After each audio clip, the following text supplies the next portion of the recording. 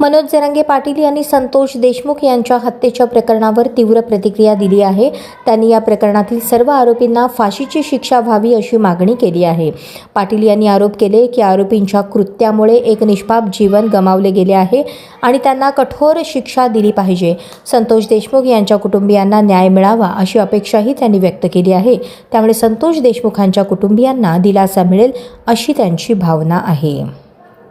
संतोष भैया देशमुख यांची क्रूरपणाने हत्या करण्यात आली। त्यासाठी सुद्धा आपण सगळ्यांनी लढायचंय। या आंदोलनात पहिल्यांदाच, या उपोषणात पहिल्यांदाच संतोष भैया देशमुखांची सुद्धा आपण मागणी घेतलेली की त्या सगळ्या आरोपींना फाशीची शिक्षा झाली पाहिजे आणि जी कडी आहे पूर्ण साखळी, ती सगळी साखळी